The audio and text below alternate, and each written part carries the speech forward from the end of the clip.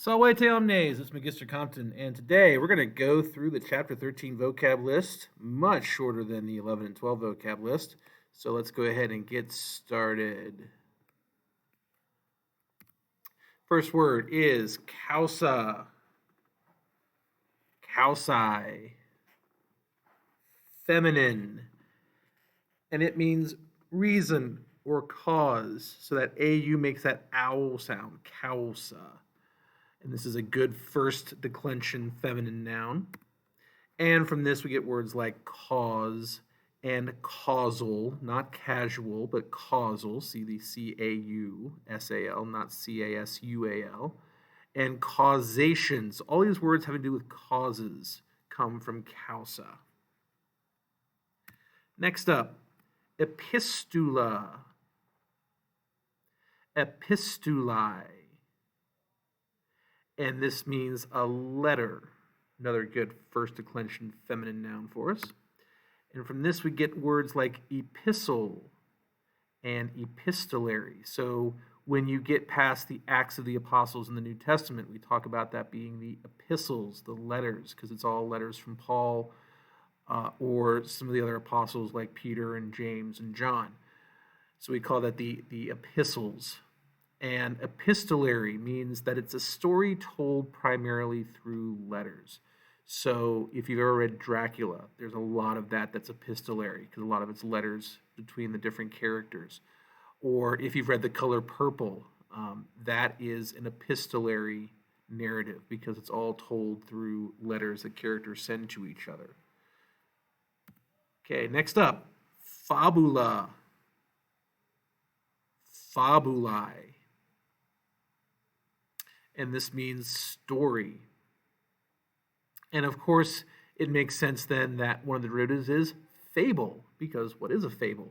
It's a story that is usually involving animals, and they are stand-ins for human beings, and the fable teaches a lesson. Likewise, fabulous comes from fabula, because that OUS suffix indicates full of. So if you're fabulous, you're full of story, you're full of reputation. And then a fabulist is someone who tells stories, usually not a positive term, because someone who tells stories and gets labeled a fabulist is usually telling fake stories. And so, someone who's like a con artist, a charlatan, might be called a fabulist. Next up, hora, horai. And this means hour. Yet again, another good first declension noun for us this week. And the Romans divide their day into 12 horai. So if you were to find a sundial, for example, if you go to Pompeii, they have the big public sundial that's still present. You'll see that there's 12 lines carved into it. The prima hora would happen at sunrise, and we would mark that essentially as 6 a.m. Obviously, they don't mark numbers to their time like we do. They just number which hour it is. So wherever the shadow falls on the sundial, that's the hour that it is. We, thinking as time as we do, we kind of impose our own method on it. So we say prima hora is essentially like 6 a.m. And then duodecima hora happened at sunset, and so that was about 6 p.m. So sexta hora, the sixth hour, would be midday. That'd be your meridie, as they would say in Latin. And then after that, we switch over to wigili, because most people are not up and around at night, except for soldiers. And so, of course, their method of measuring time would be the one that's used most frequently. So you have watches overnight, the wigili, but during the day, you have the 12 horai. Next up, inimicus, inimici. And this is a masculine second declension noun, and it means enemy or rival. So an inimicus is somebody that is a personal enemy. Okay, and this comes from in, which means against or not. That in prefix can have that meaning, as well as amicus, friend. So we've had amicus as a word before, and now we have inimicus, its antonym. And so, as I said, it's a personal enemy. So this is like a bully or somebody that's like just your enemy. If we're talking about a foreign enemy like barbarians or foreign nations, then we would use the word hostis, which is where hostile comes from. And from this, we get the English word inimical. So if something is inimical to you, then you are absolutely against it. You are unfriendly to it. Next up, pecunia. Pecuniae. And this means money. So this word comes from the Latin word pecus, which means a flock. Because, of course, before we had coins, before we had hard currency, people traded through livestock. So, the number of cows or goats or sheep or whatever you would trade for different objects, that was your quote unquote currency. And so, whenever you see discussions about much money in Latin, it's always written as magna pecunia instead of multa pecunia, because we're talking again about something that derives from the size of a flock. So you want to say you have much flock, you have a big flock. And from this we get words like pecuniary, which means related to money. So pecuniary policy. How much do we print of money? How often do we change it? How it's formatted and so on. Also the word impecunious, which means you have little or no money. Again, that in or im prefix we mentioned before with inimicus, that im prefix creates a sense of not. So not with money. We have one more noun here, and that's regina. Reginae. And this means queen. And this comes from the reg family. So we've had words like rex and regnum. All of those reg words have to do with ruling. So you see rego and regno meaning to rule. Regnum, we've had that word before as a kingdom. Rex, we'll learn that when we get to third declension nouns as a king. And then a regia is a term for a palace, especially one that a king lives in. And if you know anybody named Gina, then you know somebody who's really named Regina. Gina is just the short for it. If you've ever seen the show Once Upon a Time, it was on ABC some years ago.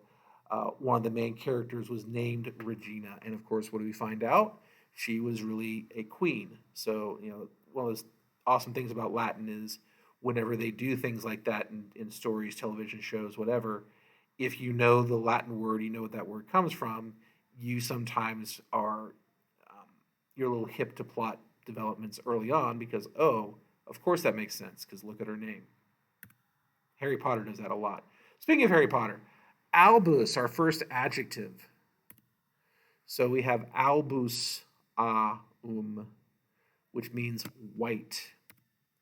And from this we get words like alb. So in Catholic and Episcopal churches, maybe Lutheran as well, priests wear albs, these white long garments like tunics. Same with servers, they wear albs, these white long tunics. Albumin, that's the white of the eggs when you crack an egg open. And then an albino, someone who has a pigmentation issue, and they look completely white, not just like typical white race skin, but like white. And the word album, the neuter of albus, was originally a blank white tablet, hence why it's called an album. And so any object you record things in can be considered an album, whether that's a vinyl record or a photo album. Obviously not something that we use too much today since we don't have too many physical pictures anymore, but there used to be these binders called photo albums. You stick your pictures in there. Even places like Facebook, still call your picture collection an album. So that's where it comes from that word album, the blank white slate. And then think about the character of Albus Dumbledore in Harry Potter. So if you've ever seen the movies, think about why would Albus Dumbledore be called Albus. I think you can probably figure out why pretty quickly. That's one of the awesome things about those books, those stories, is because Rowling was a classicist, because she did study Latin and Greek when she was in school, she does pull a lot of that stuff into her writing. So, if you know some Latin, you'll pick up on things, again, pretty quickly because you'll say, "Oh, that sounds like this Latin word, huh? I wonder if that's going to mean something." And more often than not, yeah, it's going to mean something. She doesn't do those kind of things at random. All right, next up, amicus. So we got amicus and it means friendly. And this is where amicus, the noun, comes from. So a friendly man, literally. If it's amica, a friendly woman, a friendly girl.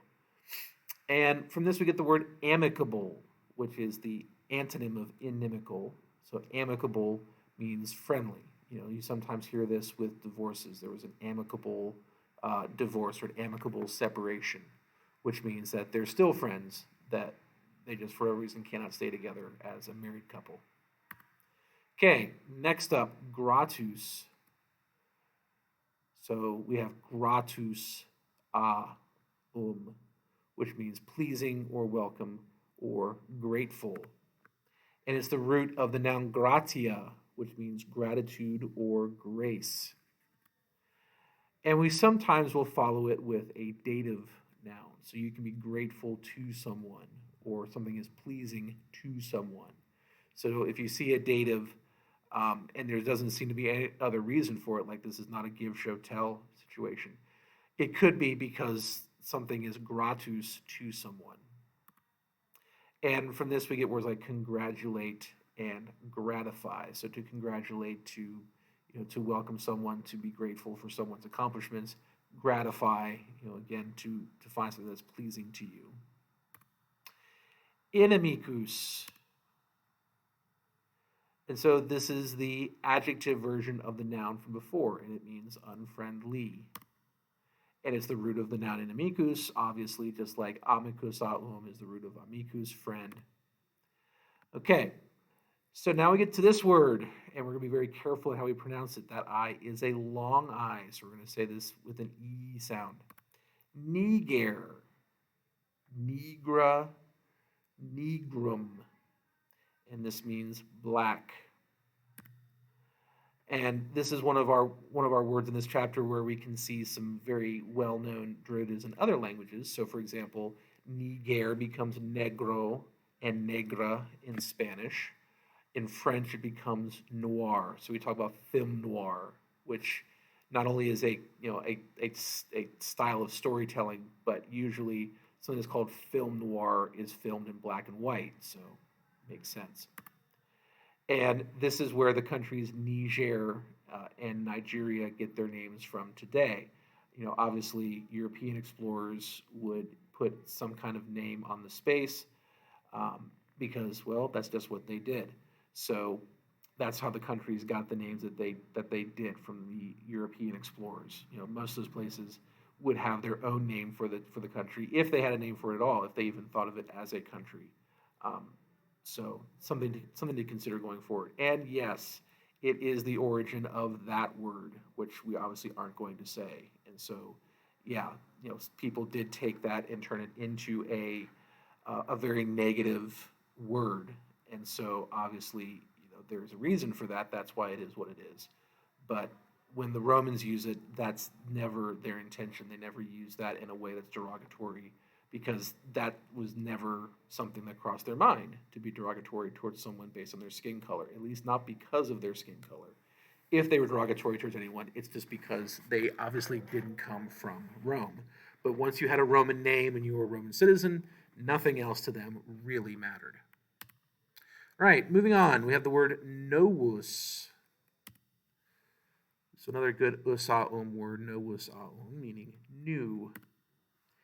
And in Spanish, you have nuevo and nueva. In French, this becomes nouveau. So the nouveau riche, the new rich, is an example of that.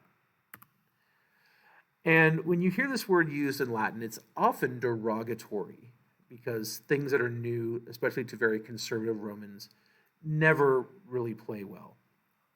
So, for example, there's a political term, novus homo, which means a new man. And what that refers to is someone that has never had a politician, certainly not a winning, serving politician in their background. So this person is the first one to enter into the political arena in Rome. Similarly, the Novi Poetae, this group that the author Cicero refers to as the New Poets, and this is a reference to an author named Catullus and some of his peers, because they were not writing the kinds of poems that Romans were used to. Romans were used to these grand epic poems glorifying the state, kind of like the Iliad and the Odyssey, but geared towards Rome itself, not necessarily towards mythology. And what Catullus and his friends were doing was they were writing poems about feelings, about love, about everyday life. And they could do this because most of these guys were independently wealthy. Their families had money. They weren't relying on someone to pay their way. And so they didn't have to write what somebody else told them to. They could write whatever the heck they wanted. And so they were writing stuff like their Greek forebears were writing. But this doesn't play well because it's new. It's not what people are used to. So Cicero calls them mockingly the Novi Poetae, the new poets. And from this we get words in English like novice and novel. Novel, of course, both being a noun as well as an adjective, a novel idea. It's a new idea. Innovation, which depending on the context, can be a good thing, like innovation in business, innovation in technology, or it can be read as a bad thing. For example, in religion, innovations are often seen very negatively because they take people away from the traditional, the norm. And we also get the word nova from this. So this is a cognate. And what's weird is, of course, that a star that's going nova is not a new star. It's an old star. Nova is its final stage. Next up, paratus.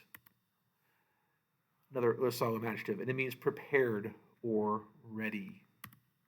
And this is coming from the fourth part of paro, to prepare. And we see this in the U.S. Coast Guard's motto, semper paratus, always ready. And then lastly, we have the adjective verus. So verus aum means true. And the adverbs that come from this are vera and vero, meaning truly or in truth. And it's the root of the verb veritas, which means truth. We also can use verum, the neuter form of verus, to mean truth, literally a true thing. So using that substantive to create a real noun, truth. And from this we get derivatives like verify, veritable, and veracious. Someone who's veracious always is truthful. And veracity. So a veracious person exhibits the trait of veracity, that they're always truthful. All right. And that's that. That's our chapter 13 vocab list. So again, there might be some clues to some bonus questions in there. If you paid attention, certainly come back and look at it before the quiz. And we'll be going on to the grammar lessons for chapter 13 just a little bit. Until then, valete omnes.